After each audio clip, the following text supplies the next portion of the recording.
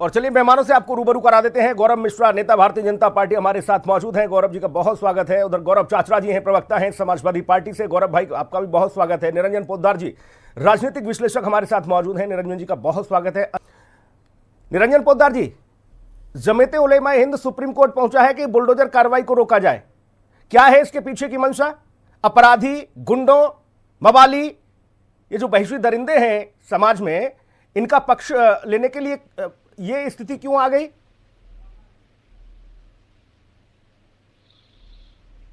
जब ये जमीयते उलमाए हिंद या ये जो भी इस चीज का बचाव कर रहे हैं, समाज के अंदर जाते हैं और समाज के अंदर जो अपराधी प्रवृत्ति के लोग हैं, या यूं कहें कि जो जिस तरीके से जो समाज कंटक लोग हैं, या जो जिस तरीके से जो इस मनोवृत्ति के लोग हैं, उनको कम से कम इस चीज के लिए समझाते, उनके परिवार वालों को समझाते, उनको ये बात कहते कि भाई आप ऐसे कृत्यों से बचे।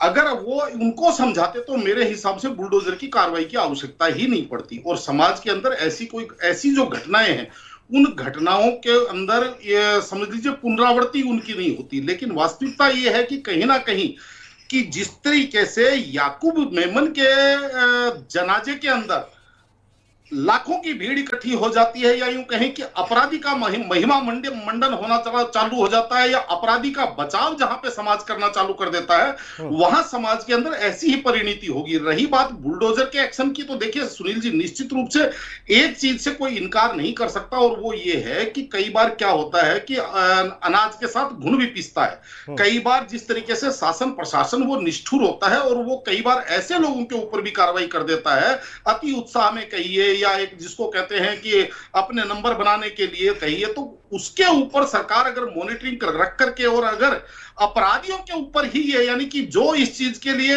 समझ लीजिए जिन लोगों के ऊपर ऐसी कार्रवाई करना अनिवार्य है, वैसे ही लोगों के ऊपर कार्रवाई करे, तो मेरे हिसाब से इस चीज की, इस कार्रवाई से कहीं कोई किसी को आपत्ति नहीं होनी चाहिए।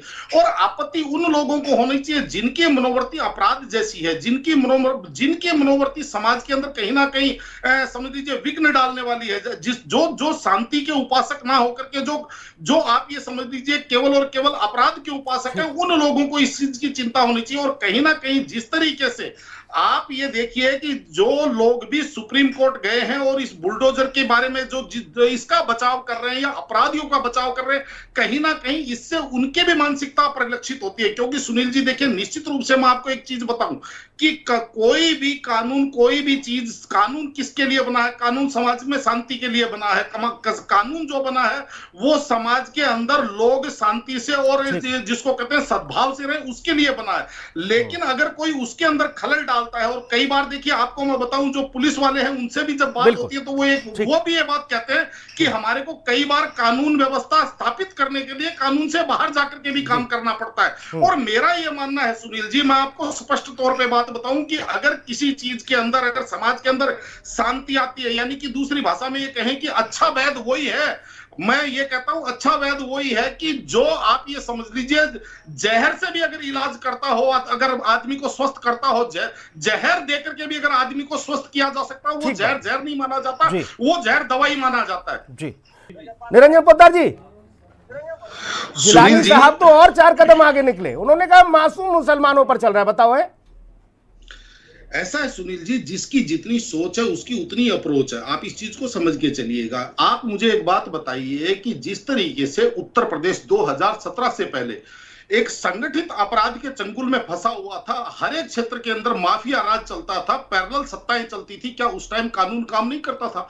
लेकिन कानून के छिद्रों का लाभ उठा करके, कानून की जो कमजोरियां हैं उनका लाभ उठा करके ही तो ये इतने बड़े गैंगस्टर बने। एक छोटी सी बात और सुनील जी, मुझे एक बात बताइए कि 2017 के बाद में योगी आदित्यनाथ जी की सरकार बनी, 2022 तक आप ये समझ लीजिए अतीक अहमद के ऊपर कानूनन रूप से कार्रवाई चल रही थी, जेल के अंदर काम चल रहा है, जेल के अंदर थे, कोर्टों के अंदर उनका जो विधिक कार्रवाई हो रही थी वो चल रही थी। उसके बाद में ये घटनाक्रम कहां से घटा? जी, जेल में रहते हुए सरकार को चुनौती दी, और जिस तरीके से आप ये देख रहे होंगे कि सड़कों के ऊपर जिस तरीके से बमबाजी हुई, और वो जो गवाह था उसके ऊपर उन्होंने उसकी हत्या करी, और जो उसके शैडो थे, उसके जो गनर थे, उनको भी साथ में मौत का काल का ग्रास बनना पड़ा। तभी उसके बाद में जाकर के वो कार्रवाई ज्यादा त्वरित रूप से वो कार्रवाई हुई एनकाउंटर का, उसके पुत्र के एनकाउंटर की। कहने का तात्पर्य ये है कि कुछ लोगों के मनोवृत्ति और कुछ लोगों की प्रवृत्ति वैसी होगी। तो सुनील जी मुझे एक बात बताइए, उसके बाद में क्या उनको भजन सुना करके ठीक किया जा सकता है क्या? और सबसे बड़ी बात क्या है कि जो कहते हैं कि मासूमों पे कार्रवाई हो रही, मेरे हिसाब से सबसे बड़ा अपराध यही है कि अगर आप एक अपराधी को मासूम बताते हैं तो सुनील जी मुझे एक बात बताइए, इसका मतलब आप उसके साथ खड़े, आप उसके अपराध में भागीदार बन रहे। ठीक है भैया। जबकि वास्तविकता ये होनी चाहिए कि आप ये कहें। और सबसे एक चीज और क्या है, जिस तरीके से कहते हैं कि भाई बुलडोजर भेदभाव केवल मुसलमानों पे चल रहा है, हिंदुओं पे 20% चल रहा है, उन पे 80% चल रहा है, तो भाई साहब आप क्या चाहते हैं कि अपराध किया निरंजन पोद्दार ने और उसको बैलेंस बनाने के लिए सुनील जी के घर पर बुलडोजर चला दिया जाए? यानी कि बैलेंस बनाने के लिए हमें केवल बैलेंस बनाना है, जिस तरीके से हिंदू आतंकवाद घड़ना है, बैलेंस बनाने के लिए साध्वी प्रज्ञा को या उनको असीमानंद को या कर्नल पुरोहित को भी आतंकवाद में घसीट दीजिए ताकि ये एक बैलेंस बन जाए। तो कहने का तात्पर्य आप उसी मनोवृत्ति से जब काम करेंगे तो मुझे नहीं लगता कि कभी भी समाज में आप शांति के पक्ष में खड़े हुए दिखेंगे। ठीक है पोद्दार जी, अपराधी को आर्थिक तौर पर क्यों निस्ते नाबूद न किया जाए? कहने में चलते हैं सुनील जी, देखिए जिस तरीके से समाज के अंदर एक जिसको कहते हैं एक बढ़ावा कैसे मिलता है, आपने देखा होगा कि जब 2018 के अंदर रामपुर में दंगा हुआ और सार्वजनिक संपत्तियों को जलाया गया, बसों को तोड़ा गया, जलाया गया, और उसके बाद में जब रिकवरी सूट निकाला था सरकार ने उनसे जब पैसे वसूली की बात करी थी, उस टाइम भी तो ऐसी हाय तौबा मची थी। उस टाइम भी तो हाई कोर्ट सुप्रीम कोर्ट लोग पहुंचे थे कि भाई इनसे आप रिकवरी क्यों कर रहे हैं, तो सार्वजनिक संपत्ति थी। अब आपको एक व्यक्तिगत मैं आपको अनुभव बताता हूं सुनील जी, आप ये मान के चलिए कि जिस तरीके से बरेली के अंदर एक आवाज के ऊपर हजारों लाखों लोग सड़कों पे आते थे और बरेली बंद, और जिस तरीके से तोड़फोड़ और वहां पे मारकाट मच जाती थी, मैं 2019 के अंदर स्वयं बरेली गया हुआ था।